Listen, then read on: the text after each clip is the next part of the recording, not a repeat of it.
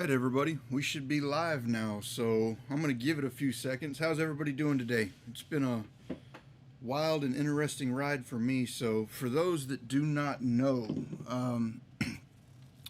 today's going to be a fun day. What we're going to be talking about is essentially three main things that I'm seeing real estate investors lose out on when they're first starting into this business.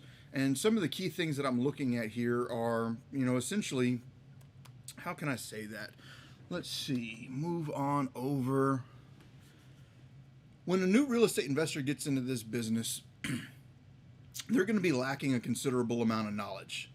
And when you're first getting started, you don't really know what you do and you do not know. So where should you get started? One of the first things I say that you need to do is get a strong understanding of what real estate investing can offer you. Like, there are dozens of different ways to participate in real estate. We often hear about wholesaling because it is, while difficult, a strategy that you can enter into with limited to no capital. And by no means do I consider that to be a way to thrive. It's going to be tough. You're going to have to commit a considerable amount of time to not only educating yourself, but to failing. You're going to have to fail a lot to get started out in that way. But it is a way to get started without any capital at all. The capital that you're going to commit to that is your time, and it's going to be a ton of it. But let's think past wholesaling. Like, you've got being a landlord. You've got creative financing strategies. You've got rehabbing. Well, going even further than that, you've got short sales. You've got different specific things you can go into, but even further than there, you can go look at notes. You can start selling and trading and creating notes. So there are a lot of things that you can do in real estate. And what you may not realize getting started is, you know what, maybe wholesaling is not your strength. Maybe wholesaling is not where you should be. So one of the first things I suggest to anybody that's interested in real estate investing is to get a strong understanding of every strategy that's out there. And do that before you go through and create and hire any mentor or anything of that nature, because there's a strong chance that you might drop $5, $10, $15, $20,000 on a mentor to learn a strategy that doesn't really fit your personality type well. Such as, let's say you want to be a wholesaler. I just keep referring back to that because it's a common thing that people talk about. And before I do that, I'm going to have to get a word from our non-official sponsors, Bang. Like, I don't even know if I could get my day started without one of these things. Like, every single morning, I start my day with a bang, and it keeps me going. So going back to it, I'm gonna refer to wholesaling a lot because that's what people talk about. But I don't really think it's the best for everyone to get into, especially starting out. Why is that? Wholesaling requires a massive amount of not common knowledge, a massive amount of just a wide range of skills. It's not just a simple, go out there and make an offer and you get the house. You're going to need to understand marketing. You're going to need to understand negotiations, and some people's personality types just don't play well to negotiations. You're also going to need to understand, how to do some due diligence on a property, such as determining the after repaired value. You're going to need to help determine what the estimated repair costs are, so you're making educated offers on these properties. You're going to need to know how to contract them. You're going to need to know how to negotiate with banks. You're going to need to know how to negotiate with sales. You're going to have to figure out the disposition of that property and the closing process. It's by no means one of the easiest strategies to learn, but it is one of the ones that you can do with limited to no capital. So I'm going to refer back to that a lot. What happens if you drop $20,000 on a mentor or a coaching program to find out that you're just not going to be a good wholesaler? But you know what? Your left brain analytical mind might say that you're going to be really good at trading notes, at trading partials on notes, creating ladders, going out there and originating and selling notes. You really like the due diligence and analytics of looking at note investing. I say all of that because as a new real estate investor going into this, you will be preyed upon. And I say it in that fashion because there are some very solid, qualified mentors out there in this world. Some of the ones that I've seen that are actually doing this business and actually just, doing what they can to help others. I've seen Grant Kemp. I've seen like Pace and Jamil out there. They're out there just dropping massive amounts of value. You've got Aaron Bevins out there dropping massive amounts of value. You've got Corey Thompson out there dropping massive amounts of value. But there are also a lot of people out there that are not dropping massive amounts of value, and their goal is to extract as much out of you as they possibly can and leave you hungry for more, so you buy more and you buy more and you buy more. Before you get stuck in that trap as a newer investor, do your due diligence. Find out who these people are that are trying to solicit money from you. Now, there's by no means an issue with hiring a mentor. Like, I would not be who I am today without mentors. But do your due diligence and don't just say, oh, they're doing a bunch of Facebook Live stuff, they must know what they're doing. As an uneducated real estate investor, anybody that runs their mouth is likely going to sound very, very, very smart. Figure out exactly what they're doing in the business and find some level of transparency. Say like, hey, show me your HUDs from the last month. You're telling me you're out here crushing it. Show me some HUDs. You're telling me you close 50 deals a month. Show me some HUDs. You're telling me that your average assignment fee is $27,000 and you're doing 50 of them a month. Show me some proof on that. And if they're not willing to do that, then you might want to reconsider who you're working with. Moving forward from there, somebody doesn't have to do 50 deals a month to be a solid mentor. Like Sis Shanika, I've seen her out there. She doesn't claim to do $5 billion a year in real estate, but she does have very open and honest transparency. And she says, hey, this is what I'm good at. This is what I know. And this is what I'll help you out with. There's nothing better, in my opinion, than somebody that has that level of transparency with you.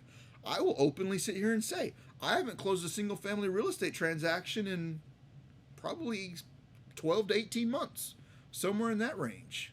Does that mean that I'm not qualified to speak on it? I have done, probably 100 to 150-ish deals somewhere in the last 5 years. But I'm not going to sit up here and lie to you and be like, hey, man, I'm crushing it. Give me $20,000 to coach you. I don't even like coaching. But do your due diligence. Find out exactly what it is that they're offering. Make sure that you know what you're going to get out of it. Don't just sit there and say, oh, you're going to be my coach. Here's $8,000 just to get a long list of affiliate links. You don't want to be that person. Find out what you are trading in exchange for your money, okay? How many times do I get to call you a day? How many hours a week are you going to commit to working with me? Do I have any personal one-on-one time with you?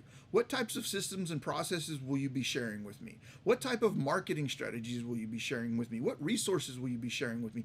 Get a long list of due diligence up front. And once you've made the commitment to working with that mentor, you have to understand that just because you spent money to work with this person does not mean you will be successful. The honest of honest truths are most people that spend money on coaching still don't get out there and perform. And that's not the problem of the coach. Now, sometimes there are coaches that, maybe are not your fit, and that's why your due diligence up front is important. But if you pay a coach and you ask up front, say exactly, hey, what am I going to get out of this? Am I going to get 2 hours a day with you? Am I going to get 1 hour a week with you? Am I going to get systems, process, marketing pieces? Am I going to get all of these things? Don't make assumptions on that. You don't want to make assumptions on that because the assumptions get you and them both in a pickle that nobody wants to be in. So,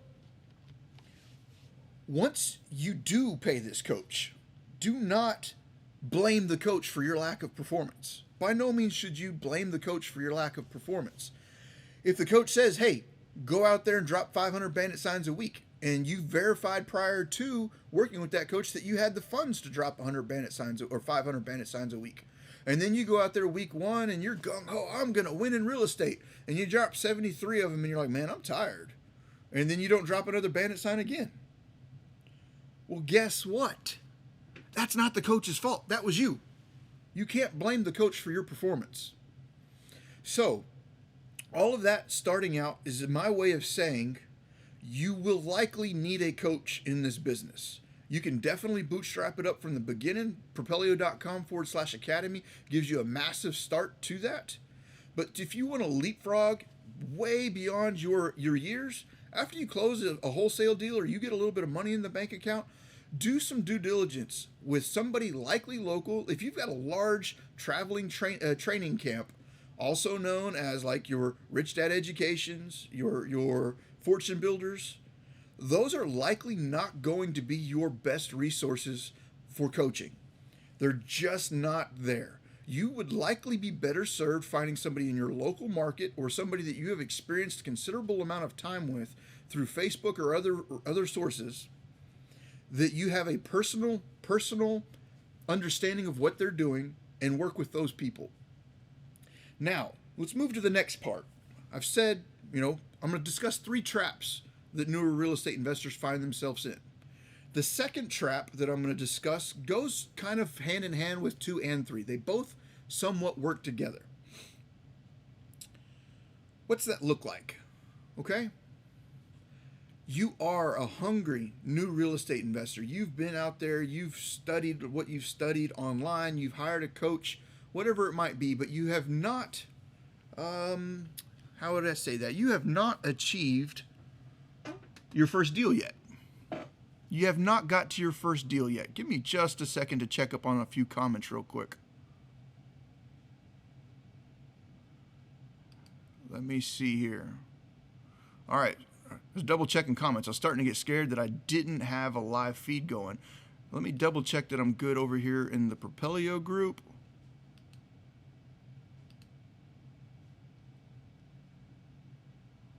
Oops. I may have messed up. My bad. Let me see here. Okay. If you're in the Propelio group and you're seeing my live, my apologies. I can't really tell if I am or I am not. Excuse the short break. I started seeing some comments come in that may or may not have worked. So give me just a second. All right. I'm just going to hop on through, and if we're working out, we're working out. All right. So let me get back to that. Let's say you are a newer real estate investor and you just haven't got the experience that you need to really be understanding what is going on with this business. I'm going to start out and explain to you, and it's going to hurt my feelings going through this, but it's true, and I think that every one of y'all need to understand this. There are rather large companies, small companies, everything in between, that have more experience than you and will do anything they have to do to take advantage of you and get as much money as they possibly can out of you. It goes both directions. Like I was talking about it from the education standpoint. There are going to be people out there that prey on your ignorance and get as absolute much money out of you as they possibly can. Well, once you start participating and acting in this business, it's going to be the exact same thing. As a new wholesaler, and I'm going to touch base on this in several ways. As a new wholesaler, you have gone out there, you've gone through YouTube University, you just studied your Facebook groups, you've gone into the Propelio Academy and learned everything you could possibly learn. And then you go out there and you start taking action. You're going to do your marketing, you're going to go through, you're going to fail appointment after appointment after appointment. There will be people that will take advantage of you. And what's going to happen here? I'm going to go through some common scenarios of things that you're going to see. You get a property under contract, and you're going to start marketing that property, and somebody's going to come in behind you and try to circumvent you on the contract.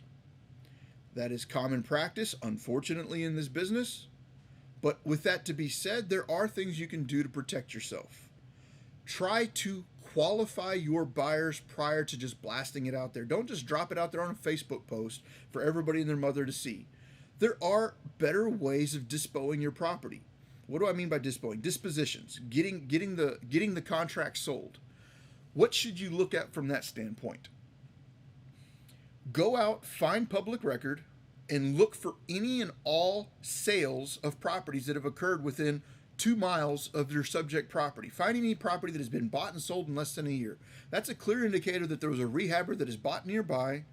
And then do some due diligence, reverse engineer, and find out who that person was that bought it, fixed it up, and sold it. You can skip trace that person and then give them a phone call. What does that do? That gives you a clear, direct path to somebody you know that has performed on the purchase, remodel, and resale of a property in your subject property's neighborhood. That saves you from going out there and blasting it out to tons and tons of people that will or will not be active buyers. There are a lot of people that are out there and their sole focus is, let somebody else find the deal, and then I'll do everything I can to get the deal from them. You want to avoid those types of people. Number 2 is you're going to have a lot of people hit you up and say, hey, let me help you get rid of that property. That is a great way for you to get rid of a property that you were unable to move. Great way Do not be scared of JVing with another real estate investor. But what does that mean? Do your due diligence. Don't just sit there and say, "Oh, okay, here, let me give you my property and see what you can do to get it sold." Before you do that, take your first initial steps to get it sold on your own by going in there and doing a search for finding properties that have been bought and sold by a rehabber, beyond just looking for properties bought and sold by a rehabber, because a rehabber truly should be looking to find properties at 70 cents on the dollar or less. You will find buyers that are willing to go for more than that, but ultimately, depending upon your market and the current market cycle, you will or will not be able to move properties at higher than 70 cents on the dollar. But there are other buyers that will likely pay you more than a flipper, and those will be your landlords. Landlords will often pay you more for a property than a flipper. So how do you find landlords? There's several ways to do that. You can look for properties listed for rent nearby. Call them up and ask them if they'd like another one. If they're like no, ask them if they'd be interested in selling the vacant one that they've got right now. So it kind of works you out two ways. What other things might you be able to do? Ask them, hey, or just go onto your public records, and you can do this through Propelio.com, and say, show me all absentee owners within 5 miles of the subject property. Just draw like a radius around your subject property and say, show me all the absentee owners. What is an absentee owner? That means that they own a house that they don't live in.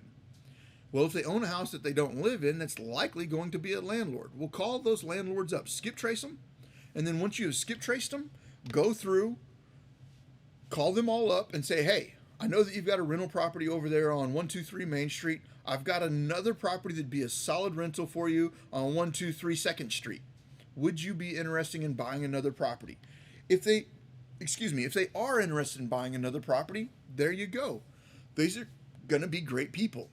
Well, after you've pushed this out and you've talked to a couple of rehabbers, you've talked to a couple of landlords, the probability of you getting it sold is rather likely unless you did your due diligence wrong and you got your numbers wrong.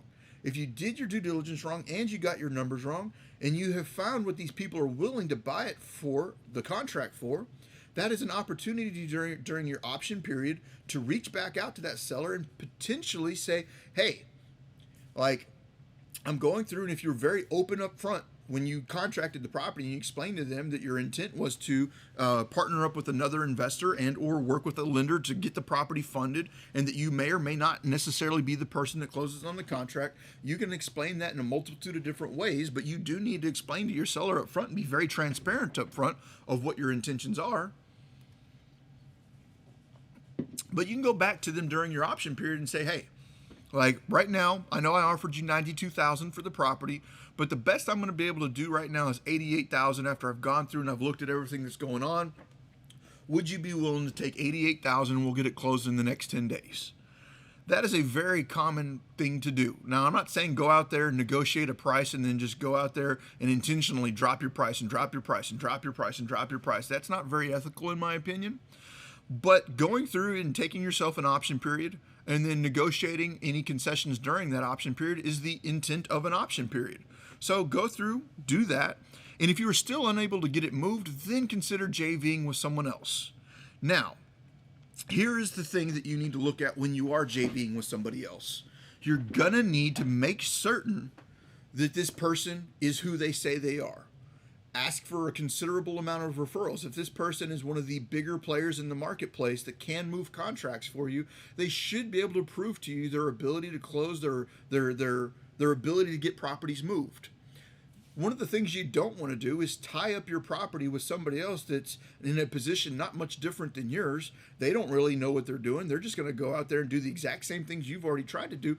Do some due diligence and make sure that this person is capable of moving this property for you. Beyond just that, shop it around. Find several larger players in the Metroplex that are willing to JV with you and see which one will give you the best deal. Some of the bigger players say, I want half of the profit. Other ones say, I'll do it for a flat $2,500. Other ones say, you know what, you're offering it 88. I'll take it at 88. Anything I make it for more than 88, I get to keep. I've seen some players that, you're offering at 88. They'll say, yeah, I'll take it at 88. And then they turn around and sell it for 99. Well, they just made $11,000. Well, if you were offering at 88 and they accepted it at 88, then you know what? That was a good deal for them. But figure out who will give you the best option, and then make sure that you are, how do I say that? Make sure that you are not putting yourself in a bad position. Some of those things mean that you need to have the proper contracts, you need to have the proper assignment agreements, but when you're working with these people, make sure that you've got a proper JV agreement that clearly explains what it is that you're going to be doing with this property. Okay? Now let me give you some very sad realities here. Before I started out with this, I said there's going to be some people that are going to prey on you. There are lots of people that will do you right, that have no desire whatsoever to take advantage of you. On the other hand, there's going to be a handful of people that absolutely desire to do whatever they possibly can to do whatever they can to make as much money as they can. And if that means screwing you over, they don't really give a damn. Let me give you a scenario that is common in this industry. You will, let me see how I can tie it together, because number 2 really plays into number 3, and I want to talk on both. All right, number 2. There's going to be a large outfit of people that their way of operating in this business is to network with as many newbies as they possibly can. They're going to find the green wholesalers, and they're going to follow up with them religiously and say, hey, let me work with you. I'm a big time cash buyer. I buy 70, 80, 90, 100 properties a month, and I want to work with you. And they're going to do everything they possibly can to network with as many new wholesalers as they possibly can. And they're going to follow up with you relentlessly until you get your first contract. And when you get your first contract, they're going to hit you up and be like, oh yeah, definitely. Like, let me get that. I'm a solid buyer. I know for a fact I want that one. Let me get it from you. And they'll contract it with you, and they're going to ask for some kind of option period. And you're going to be new, and you're going to be scared. You've just dropped all of this time, effort, and energy to get this property. You tried for a couple days to get it sold, and nothing's happening. You're scared. You're not really experienced. You don't know what to expect, and you're freaking out. And you're like, okay, somebody's interested in buying this. Just boom. And you give it to them, and you give them like a 3, 4, 5 day option. And what this person does during that 3, 4, 5 day option is they're going to find their own buyer. That's not really a problem, but they're kind of daisy chaining it. And are they being upfront with you about it up front? Okay, if they're being upfront with you about it up front, that's good. They're disclosing to you what they're doing. If they're not, that's not really ethical, but you should ask. But even if you ask, the probability of them telling you is not going to be a reality, because what they do is they double close it. So they truly are the buyer. And if you don't know what double closing is, watch the wholesaling course in Propelio Academy. It's free. But they're going to double close it, so they're not lying to you when they tell you that they're the end buyer. But what they're not really disclosing to you is that, you know what, you offered it for $88,000, you got it under contract for $84,000, you were about to make $4,000, and that $4,000 was for 2.5, 3 months worth of work, not even including the time you spent educating yourself. You've got 3 months into this first deal, you're trying to make $4,000 off of it, and what's going to happen is that person that contracted from you for $88,000 is going to turn around and find somebody else that's willing to buy it for $120,000. Now that's not necessarily unethical. Like, they found somebody that was willing to buy it for 120, you were willing to sell it for 88. All right. They just made $32,000 and you made $4,000. Once again, not unethical. But it's not uncommon for them to come right back to you and be like, hey man, these numbers are just way off. Your repairs are off. They know that you're uneducated. They know that you don't know what you're doing. They're going to say, I can't give you more than 80 grand for this property. And you're going to be sitting there sweating because you're like, man, I was really needing that $4,000, man. And like, I've only got 10 more days to get this done. I either have to take a price drop or I'm not going to be able to get this. And they're counting on you to freak out. And then they negotiate you down from the 88 down to 85. And now you're just making nothing more than $1,000. Okay. They got you down to 85. Now, instead of making 32,000, they're now making 35,000. And you're going to be stuck in a position where your lack of education leaves you in a position where they're taking advantage of you. If you had a better understanding of the market and a better understanding of what was going on, you should have known that you probably could have moved that property for 100, 105,000, but you weren't educated enough to know that. And that's nobody's fault other than your own. And by them contracting into 88 is not a problem either. But them coming back to renegotiate with you just to get more money out of you is kind of something you need to be aware of. Now, how is that person finding somebody that's willing to go out there and pay $120,000 for the property? And I'm speaking about several large wholesale companies out there because they do it very often. And if you don't know who they are, then you know what? You might find it out on your own. But you know what? Just drop some comments in the Facebook feeds or anything like that. And I'm sure there are going to be quite a few people that you should be warned about staying clear of. Some of those, and I'll openly say it, is, and I'm not saying they're doing anything illegal. They're not doing anything illegal at all. Just in my opinion, they're being pretty unethical. I'll say it, New Western. I don't consider them to be ethical in the way they transact their business. They're not doing anything illegal. But what if we look at it beyond that? How did they get that property moved for $120,000? How? They will not only network with the newest of new wholesalers that they can find that are not educated enough to know what they do and do not have, but they will also network with the newest of new rehabbers that they can find that have no clue what they're doing. They don't really understand repair budgets. They're finding the people that just walked out of that traveling sales company that taught them how to get rich in real estate. You know, your traveling salesman. They just got out of a 3-day weekend that taught them how to make massive amounts of money in real estate investing. And they were told, go out there and network with some wholesalers. Well, whenever they go out there to network with wholesalers, within 24 hours, they find somebody and they're like, oh, here's 19 properties that I have available for sale, and you can make $100,000 on any one of these 19. You can make $50,000 on that one. You can make $30,000 on that one. You can make $20,000 on this one. I've got plenty of properties. You can make tons of money off of them. Let me tell you some harsh realities. If there was a board with 19 properties on it that had, $900,000 worth of profit on it, they wouldn't just be sitting there on that board. If there's $1 million worth of profit sitting on a board of like, hey, you can make $1 million, just buy all 19 of those properties, the properties wouldn't be sitting on that board. You've got to kiss like 100 bad deals before you get one. And that's with wholesalers included. Like, you need to go out there, meet as many wholesalers as you possibly can. You're going to need to look at hundreds of properties before you finally find one that will likely net you a solid return. If you are a brand new rookie rehabber and you meet some wholesaler that's like, I move hundreds of properties a month worth millions of dollars of net profits, come buy a property from me, come meet me at my office, let me coach you through how we are the greatest thing that's ever happened, and let me show you this board full of money that you can make. If you truly think that you just spent a 3-day weekend that told you to go out there and meet a wholesaler and buy a property from them, and then less than 24 hours later you just made another 20 grand, you are about to lose a massive amount of money. So here's what happens after that. You go through a heavy sales process of them pushing this property on you. You're scared. Oh, let me go get a contractor. And they're like, oh, you're not going to be able to get a contractor here in time because this property is going to be gone. You've got about 20 minutes to make a decision on this. And I've already got 12 other people that are willing to buy this. I forgot to tell you that all 19 of these properties sitting on the board have been there for a week. But I've got somebody else who's willing to take this from you. You're about to lose $20,000. Go out there and do this. Hey, I'll even give you the loan on it. I believe in it that much. I'll give you the loan on it.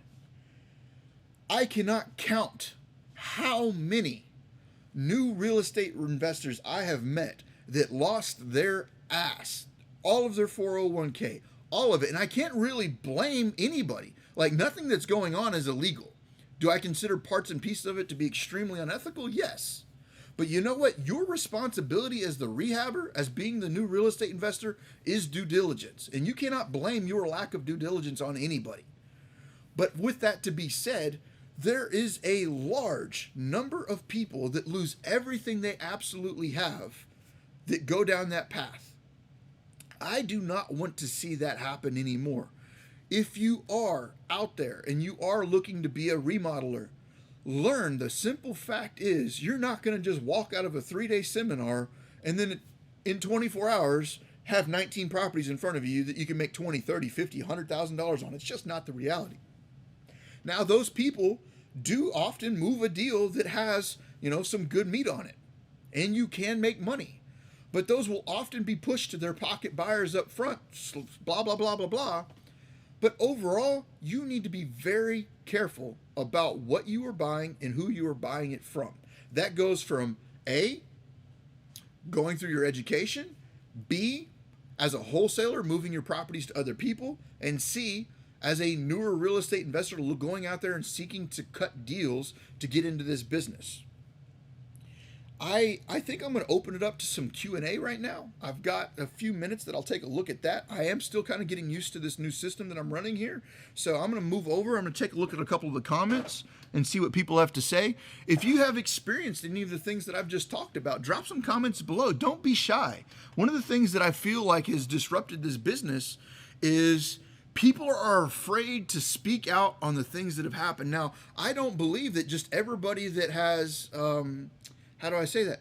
Just because you lost money on a deal does not mean that you did not have your part in that. Grow up, get some maturity, and don't try and blame everything on somebody else.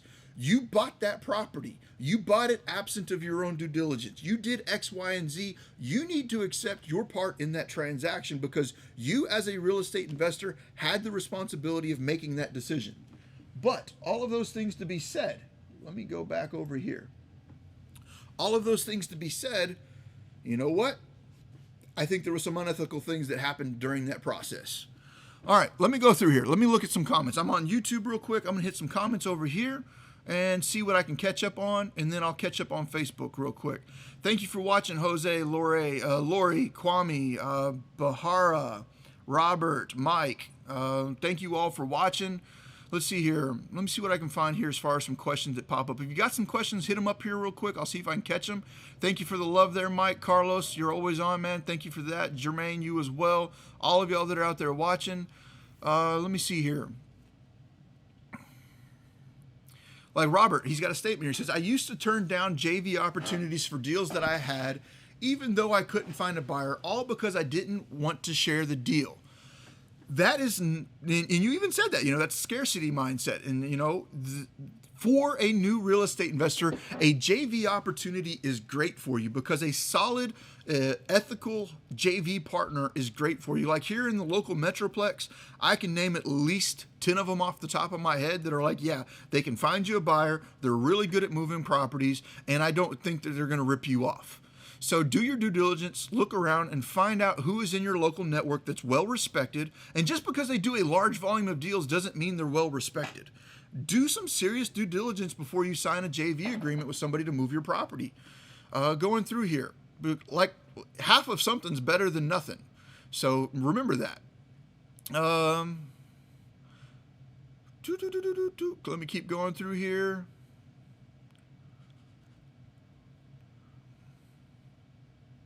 I got a comment here from Gregory Ballard. He said, I wouldn't piss on New Western if they were on fire.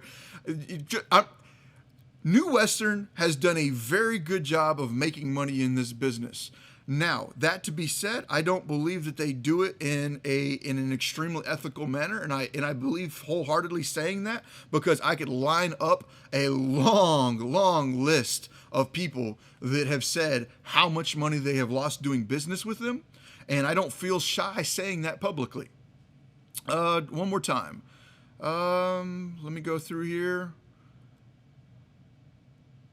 It's Jermaine Wilson. Daniel, if I would like to start partnering on some of my wholesale deals, but more be a part of the flip or hold, how can we structure that? Well, Jermaine, there's a good way to structure that. Like, you can JV in any fashion that you want to. Like, let's say that we've got that property. It's $88,000. That's what you're trying to move it for. You contracted it at 84. You find somebody that's willing to buy it at the 88, and you're wanting to learn how to do the wholesale, or the flip process. You're saying, I want to be a partner on the flip or the hold. How can we structure that? That's all in the JV agreement. Say, hey, you know what? You were willing to buy this for 88. What if I gave it to you for $1,000 up front so you can recoup some of your marketing and time? But I would like to be able to stick with you and watch the rehab process. I'll gladly do whatever I have to do during the rehab process. I want to learn a little bit more about the rehab. I'll commit and I'll say, you know what? I'll show up to the property one time a day for 5 days a week until the project's done. And during that time while I'm there, I'll commit to saying at least 2 hours a day, I'll be on the job site, and you tell me what exactly it is that you need done while I'm on the job site that day, and I will do it for you. Such as, you know what, you need a video documenting everything that's going on at the job site so you don't have to show up. Well, I'll show up every day and I'll commit at least 2 hours to being on the job site. I'll go out, I'll pick up some material for you. You just tell me what to do and I'll do it. And if you give me $1,000 up front, and right now I'm offering it to you for 88, but that means I'm making 4,000. If you give me 1,000 up front, and if you'd give me, maybe 5,000 on the backside, so I'm making an extra, $2,000, but I will do everything I can during this project to make it as seamless and easy for you as possible. You know what? That's a deal that you structured. Write it down in a JV agreement, purchase the property in that JV, or have some way of recording that JV agreement in public record so you get paid out on the HUD on the backside. But there you go. The deal's done. There's nothing that stops you from being within the constraints of the law, ethical in doing something like that. So moving forward, Jermaine, I hope that answered your question. So Jim Hawthorne, another guy standing up saying New Western, kind of did something with him that didn't necessarily jive with what they said they would do. All it ended up meaning is New Western made more money than they were supposed to. Hey, Paul, nice for watching. James, thanks for watching.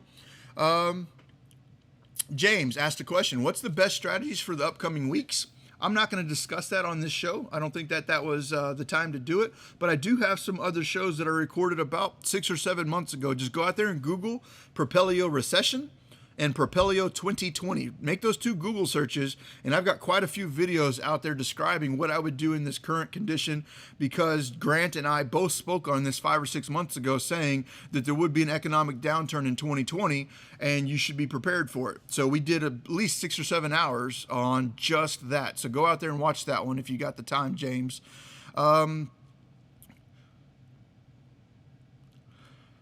Do you think we will or should switch up our idea of end buyers when wholesaling in this economy?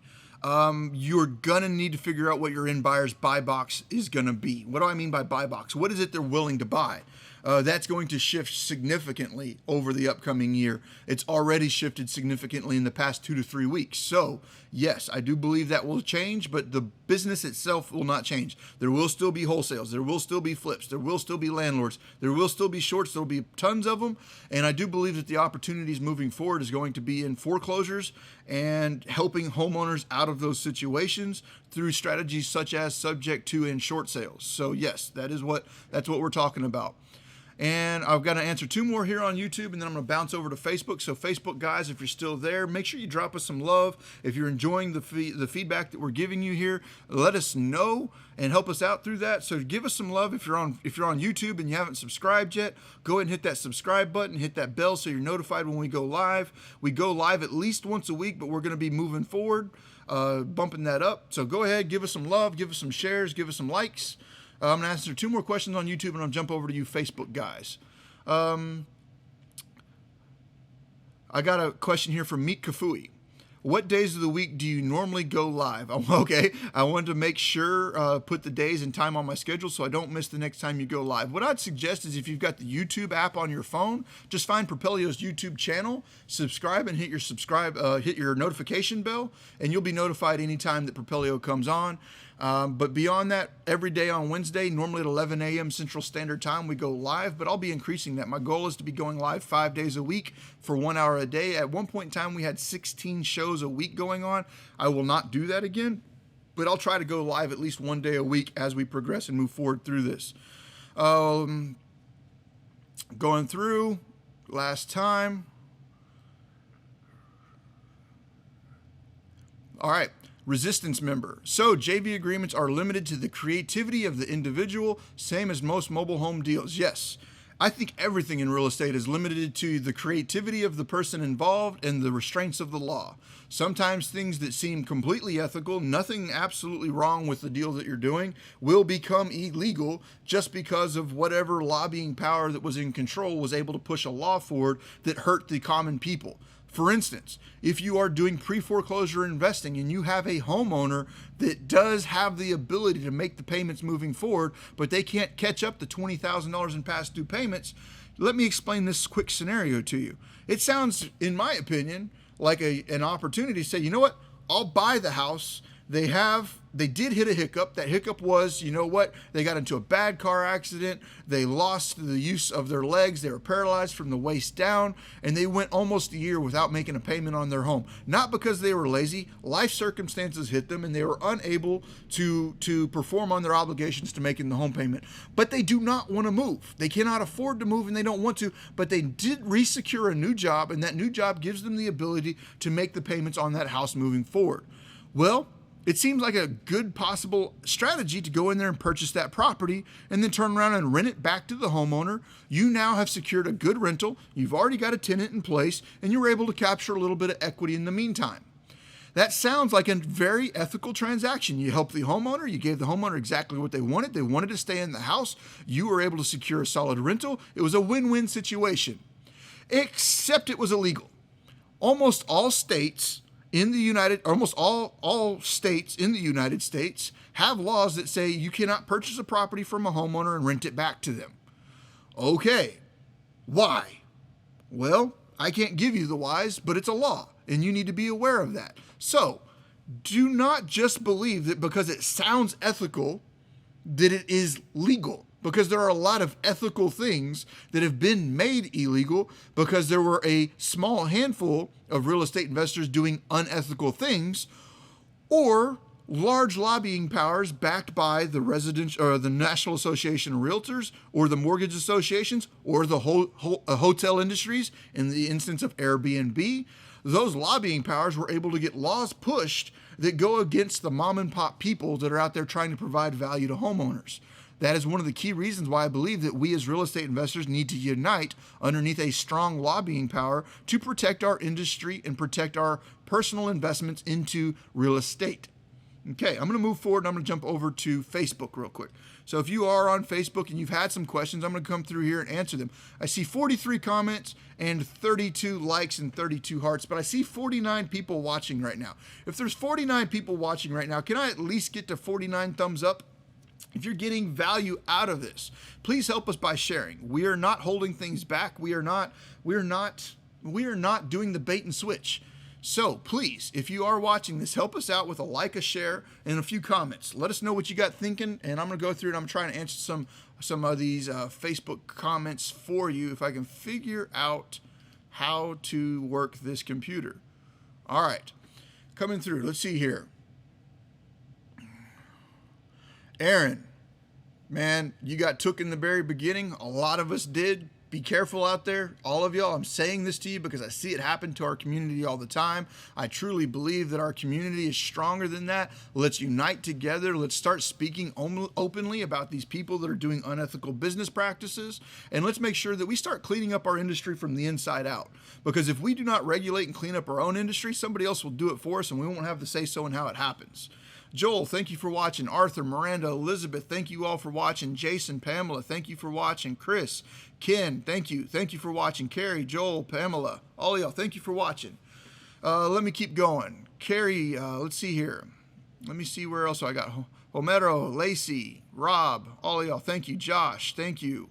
Brady, thank you. Jay, thank you. Ken, boy, all of y'all, thank you. Let me see if I get some comments coming through. Ginger, Lynette, much love. You're always there supporting us. Very much love there. Hey, Marcia, how are you doing? Ferris, Jeremiah, Matt, thank you all. Jason, Della, hey, man, how you doing? Ferris, I'm keeping through. I'm trying to find me some questions. If you've got questions, bring them through. Keep on going. Matt Smith, man, longtime supporter of Propelio. Thank you for watching out there. But if you've got questions, hit it up. I'm getting here. Let's keep going. Let's see here. What do we got? All right, Aaron, got a question here. Should we as wholesalers reveal to the private sellers that we're not going to buying ourselves but assigning our contract to our cash buyer partners? I personally believe strongly in transparency. I believe that transparency is important, especially if you're going to be stuck in front of a judge at some point in time. The more transparent you are, the more educated the seller is on exactly what it is that you are doing. In my opinion, the more ethical the transaction is. If I tell the seller, oh man, I'm a cash buyer, I've got funds, I'll get your property closed, I know you're in pre-foreclosure and that you're about to lose your property to auction in 6 days, but I'm a solid cash buyer and I'll get this property closed. There was no truth to that. That was not. You let that seller make a decision based upon a truth that was not there. And I don't believe that's ethical. So yes, Aaron, I strongly believe that you should be transparent with the seller on what you're doing. Now, do I sit there and do I think that you should sit down with the seller and be like, I'm planning on doing an assignment of contract where I purchase the property and sell the contract to another investor to get closed? That right there is just going to confuse the living hell out of your seller, and confusing a seller is not the wise thing to do. Here's something I would do to kind of change up how I would present that to the seller. I'd be like, hey, I'm an active marketer. I market for finding properties just like this all the time. There will be times where I purchase these properties myself, but there are also times where I partner with other investors in the industry and I will bring them in on the deal to fund the deal. And I will bring and or partner with them and just give them the deal and they'll give me my profit up front. So if you're okay with me working with another investor and or buying this myself, then let's go ahead and move forward with this, because you know what? I do so much marketing, there's a good chance that, hey, I've already got 4 appointments today. I got 2 more booked for tomorrow, and my days stay steadily going. Well, I've only got X amount of money, and I can't buy 100 properties a month. But if you know what, if I find a deal at the end of the week that's like super good deal, and I want to buy that one, well, I'm not going to just ignore yours. I've got other partners that I work with, and I'll be like, hey, here's a property. Here, you can buy that one. And that's one of the ways, like, obviously I didn't say it the exact way I'd be sitting there with in front of a seller, but do you see how I can explain to them that I might not be the buyer and somebody else might go out there and fund this property for me? And I can say it in a way that makes sense to them versus saying I'm doing an assignment of to and that we're gonna do a double close, we're gonna do XYZ. Those types of terms are not things that these people understand. I want to make sure that they understand what I'm gonna do in a terminology that they understand it in. So moving forward from there. Let me keep going through. Hey, Marina. Hey, Gustavo. Thank y'all for joining in. Miranda, apparently my daughter wants to be on TV, so if she wants to come on up here in a second, I'll let her come on up here in a second. Keep on moving through. Jeremiah, Louis, having trouble finding anyone to do refi loans. What are people doing now to refi rentals and flips? Sorry, Louis. I don't know if you go by Louis or Louis. I recommend that you contact Andrew Holzel. I don't know if I said your last name right, Andrew. My apologies, but it's Hoelzel. Or reach out to Nathan Shapler. Once again, I may have messed your name up. If somebody could tag those 2 people in the comments, you know who they are. Tag those 2 people in comment. Louis, I'd recommend you reach out to those 2 people. But in this current environment, in this current market, I don't think that you're going to have much luck. I hate saying that right now, but we are experiencing 2008 all over again. I am strongly of the opinion that we will likely experience worse than 2008. I hate to say that. I believe it's the case. And with that to be said, we as real estate investors are needed now more than ever. What do I mean by we are needed now more than ever? There is going to be a lot of people hurting in this world. We as ethical real estate investors have the opportunity to help people. We are not out there to rip people off. We're not out there to take advantage of people, just like you have those unethical people in the real estate investing industry trying to rip you off as newbies. Do not be the newbie and or the real estate investor looking to rip off a homeowner. There's no difference between the person in the industry being a con artist and a fraud and a ripoff, and the person that's out there going to homeowners being a con artist, ripoff, and fraud. Those types of people are the people that will get us regulated out of this industry. You're already seeing wholesaling coming under extreme attacks from all angles across the board in all states. That is because of people going out there doing unethical business practices, whether that is intentional or unintentional because of your lack of education. And one of the key reasons why Propelio is trying to do their best to educate each and every one of y'all, our industry is important. Protecting our industry is important. Making sure that laws do not get pushed through this industry that are hurting us is important. So go out there, get your education, and do the things right. But this is going to be an opportunity to help tons of people. The biggest opportunities I see coming down the board are pre-foreclosures, short sales, subject to. All of that is coming true in the very near future. So, Louis, I would recommend reaching out to Andrew Holzel or Nathan Shapler to see what opportunities you have going on. Hey, Jay. Hey, Marquise. Thank you for joining in. Marquise, love you, brother. Akiko, that's my sister. Hey, Aki, I haven't seen you on here before, but nice to see you there. So anybody that doesn't know, Marquise, damn good friend of mine, man. I've known that man for 20 plus years. Aki, that's my baby sister. Doyd, thanks for joining in. Lynette, as always. Chris, thank you for joining in. Jeremiah, are you reducing the percentage is paying during these times? You're going to need to know what your buyer's buy box are. There are still buyers out there right now that don't believe that anything's going to change about the coronavirus. I think that is being short-sighted, but there are a lot of buyers out there. Just reach out to them and figure out what their buy box is. So Brenda, good point. Transparency. I will no longer do business with the person that misrepresented themselves to me. That's a good point. Do you ever want to do business with somebody that you find out at the end was either lying or withholding information from you that would have likely changed your decision? Like, you don't want to do business with that. Like, even for me, I'm going to say straight up, like, if I have a seller that says, what do you think my home is worth? I cannot be unethical and say that I think it's worth, 40 when I know damn good and well it's worth 70 or 80. I can't do that. What I'll have to do is say, you know what, in its present condition, it's probably worth 70-ish. But I'm not going to be able to really offer more than 60 because of X, Y, and Z. And I'll go through and I'll explain why I'm offering 60. And if they're willing to do business with me at 60, then I'm able to do business with them. But I personally cannot lie. And I've had to lose plenty of deals because I would not lie to the seller about that kind of stuff. You need to be ethical in this business. You know what? If you had to contract that property and there was an addendum to that contract that said the anticipated as is value of the property right now is $40,000 and all day long it was worth $100, you know what? You would be probably scared to show that to a judge. Well, if you'd be scared to show that to a judge, you should be scared to lie to the seller about that as well. Okay. Essence. When marketing a contract, is it acceptable to accept offers rather than have an asking price? Yes. 100% Essence. And that's a very common practice for getting rid of properties. It's like, I've got this property accepting all offers. I'm able to do a showing on XYZ date, have a silent bid, have an open bid. You know what? There's been plenty of times I've stood on the porch of a house and said, first person that gives me their best and highest offer that has a security or a non-refundable deposit in hand gets the property. You know what? Maybe I was thinking about selling it for $88,000 and I've got somebody standing there on the front porch just like, you know what? I'll give you $94,000. Well, boom, I just made an extra $6,000 that I wasn't anticipating making. So most definitely something I would consider and work on doing. All right, keep moving forward. Thank you, Joel, for tagging Andrew and Nathan in this context. Ken Lewis, I will always tell the truth when talking to homeowners. Thank you, Ken, and I think it's important for us to do that.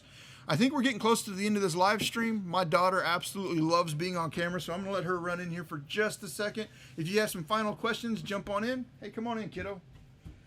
Hey, see the camera? Oh, look at there. You see up here? You're going to show up here in just a second. There's a bit of a lag. All right. Say hi to everybody. All right. So thank you, everybody. I'm going to jump back over to YouTube. If you drop some questions in YouTube, I'll get them answered for you here at the end. But thank you, Jermaine, for giving everybody the recommendation to hit the bell.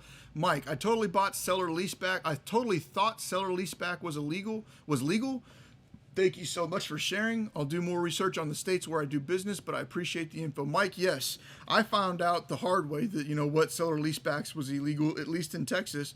And you can, and I say illegal, you can do it, but the laws around how you do it are so constraining that the risks of doing it, in my opinion, are not worth it, and you should just stay completely away from it. Chet, I Buy Houses, thank y'all for jumping in. Carlos Reyes, $20 a month for the Propelio. That's going to be amazing for so many of us. Carlos Reyes, yes. I would say within the next 2 to 3 months, I intend to release Propelio at $20 a month for the full package. That includes driving for dollars. That includes MLS comps. That includes lead lists. That includes the Driving for Dollars app, MLS comps, lead lists, websites, all of it. $20 a month. I'm planning on releasing that here soon. So if you've ever been in a position where you could not afford Propelio, but you understood the value that Propelio provides you, for anybody that's never been to Propelio.com, please go out there and check it out now. But yes, I am moving forward and I'm going to drop the price to $20 a month. Boom. Keep moving forward. Eric, what's up? Say hi. Don't scream. Hi. Gotta be a little louder. Hi. There you go. So Eric Garcia, thank you for sharing. Thank you as well. Jim Hawthorne, Sorry, man. I hate to hear that y'all got burnt, and that's why I'm trying to say this openly and publicly. There's a lot of people already jumping in the comments speaking on some of the things that have happened to them as investors. Last one, and I'm done. So I'm out on YouTube. Let me jump back over to Facebook one more time to see if I got some messages over there. If you're watching in the Propelio group, my apologies. My feed's messed up over here. I don't even know if I'm live in the Propelio group right now. But if you hit some comments, I'll go back through and I'll comment for you. For everybody there on Facebook Propelio, let me ask y'all one last time. Can I get some love from everybody? Can y'all get some shares? Can I get some love? Let me see this feed fill up full of hearts. Lynette, you always give me the hearts. But we're going to be going out here in just a second. I appreciate each and every one of y'all for the time that y'all have given me today. I respect each and every one of y'all. I want to see y'all win. Oh, I got one more. All right. We're going to shut down, guys. Thank you all, and have a wonderful and lovely day. All right. Let's get out of here. All right. Let's see here. Let Daddy figure this out. Thank you. Boop. Watch out.